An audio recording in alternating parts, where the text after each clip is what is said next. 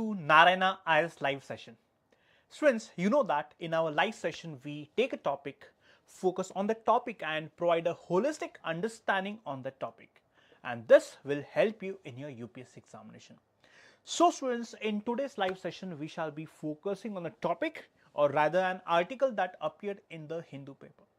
And the title of the article is Nicobar Triangle. So, now in this article, it is very important to understand the Great Nicobar Project which is underway in the Great Nicobar Island. Now when it comes to this Great Nicobar Project, there is a dilemma whether to focus on development or the environmental concerns or the environmental implications. So here we need to understand about this project, the concerns raised because of this project and the way forward or the solution that we can think of in order to address both the needs, the developmental needs as well as the environmental needs. So students, this topic is important from the GS3 perspective, that is environmental degradation and environmental impact assessment. So why do we need to study such subject or like this topic? Because a question can be asked in the UPSC examination just as it was asked in the year 2017 in the prelims examination. So which of the following is geographically closest to Great Nicobar? So please open up your atlas book, locate where is Great Nicobar and try to find out the geographically closest region to the Great Nicobar. Now what is the context? The context, as we have discussed, that there is a huge infrastructure project going on in the Great Nicobar Island. Here the Union Tribal Ministry is currently reviewing the forest clearance documentation for the 72,000 crore infrastructure project. So the government is trying to balance the developmental need, developmental imperative and with that of the environmental preservation and the right of the indigenous communities, that is the tribal people. So here the government has to find this balance. So let us try to understand what exactly is this Great Nicobar Project which is underway in the Great Nicobar Island. So as I told, it's a huge infrastructure project, right? Now what India is trying to do is, India is trying to leverage the strategic location of the Great Nicobar Island. The strategic location of Great Nicobar Island, which is very close to the another geostrategic region which is known by the name Malacca Strait. Let me just show you in the map. So here we get to see this is Great Nicobar Island. This is Strait of Malacca. Now this Strait of Malacca is very important for the transportation of goods from one place to other, especially to connect east and west. And given that Great Nicobar Island is located very close to Strait of Malacca, India is trying to leverage the strategic Great Nicobar Island, right? So let's try to understand about this project. This project involves transshipment port. Now what is this transshipment port? Now this transshipment port is a hub to basically load goods from one vessel onto other, right? So for example, this transshipment port, they are very important in the global shipping network, right? So for example, whenever the cargo has to be loaded, unloaded, this transshipment port are extremely important. Why? Because the cargo is loaded from one vessel onto other, or let's say from small vessel to the large vessel, and this is how then it is further proceeded to the destination. Then this project also involves international airport. It also involves a township. It also involves a 450 megawatt amperes gas and the solar based power plant. This project will cover 130 square kilometer of pristine forest and has received stage 1 environmental concerns. So these are the projects that are going to be built under the Great Nicobar Project. Now students, as part of this Great Nicobar Project, around 9.6 lakh trees will be cut, will be destroyed. And to compensate for this loss, the government is going to plant trees in some other region. So this project involves developmental imperative as well as the impact of development on the environment, that is the felling of close to 9.6 lakh trees. And then the government has also proposed compulsory afforestation, which means the government is going to plant trees at some other location to cover up the loss. This is what the Great Nicobar Project. Again, you know that because of this Great Nicobar Project, the economy gets a boost. How? The local people will find jobs, tourism, the presence of India, for that matter, the security forces will be bolstered. So this is how we will take care of the economic as well as the security imperative or security need, right? Now the concerns about the project. One is the environmental concern.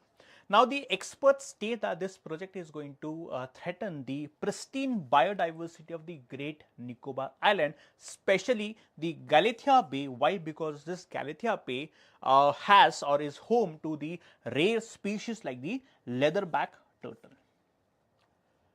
Now the experts state that the clearance process was not transparent. Why? Because the environmental impact assessment was not made public. So the clearance process was not transparent at all.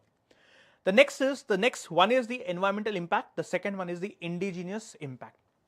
Now again, the experts say that, or they state that, the government did not take into consideration or did not talk with the local indigenous peoples, especially the Shumpin tribe. And for the very same, the National Commission for Scheduled Tribes has raised a concern that these stakeholders were not consulted before the government gave a nod for this project. The third is, the experts again state that the regulatory and the oversight mechanism was extremely weak or poor, to say the least. And for the very same, the National Green Tribunal has ordered a report on forest clearance, which means they want the forest clearance report to be made public. So these are some of the concerns that have been raised by experts related to the Great Nicobar Project. So what does the government do?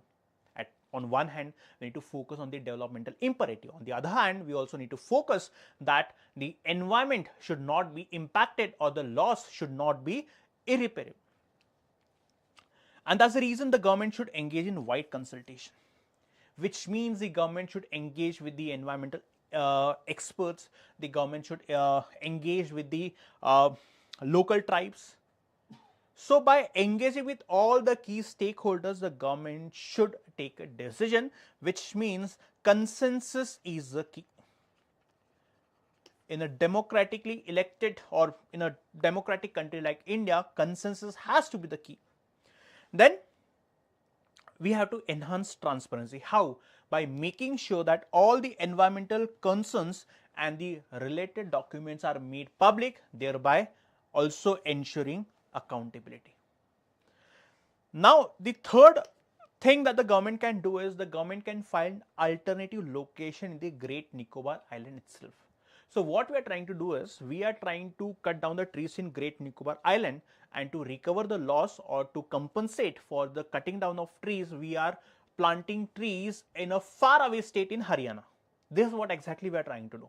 So the experts say that rather than planting trees in somewhere very far away from the Great Nicobar region, we need to find alternative regions or locations in the Great Nicobar Island itself to recover or to compensate for the loss in the Great Nicobar Island.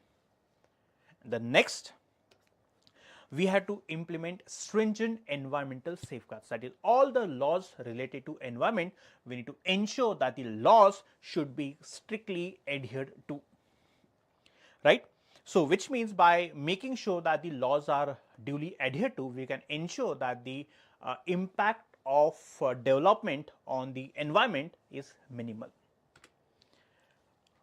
Now students, we have seen that in past, because of mega infrastructure projects, the environment got damaged and it was a irreparable loss or damage.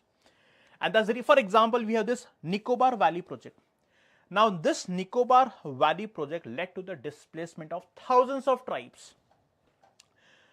Vast tracts of forest was submerged because of this Narmada Valley project, which was nothing but an irrigation project.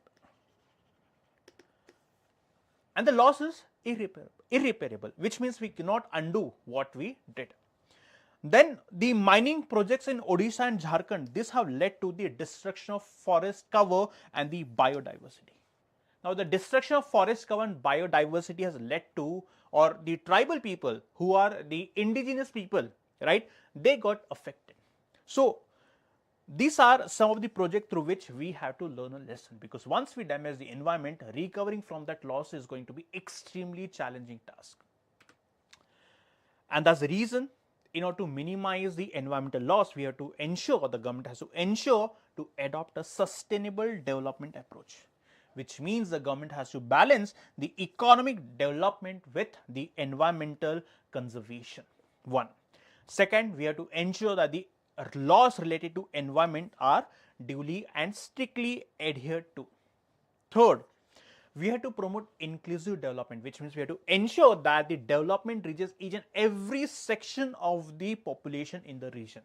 No section of the population should be left out. So, this is what the government has to take into consideration. Finally, the government has to appoint monitoring bodies to regularly assess the impact of the developmental project on the island. So, we need to have an independent regulatory body who can assess the impact. So, by incorporating or by taking such steps, the government can balance the developmental imperative with that of the environmental concern. Right, students? So, I hope I have covered all the dimensions related to the Great Nicobar project, right? About the project, the concerns, and what the government can do, few examples through which we can learn a lesson. And this is all about the topic, students. I hope you have understood each and every dimension.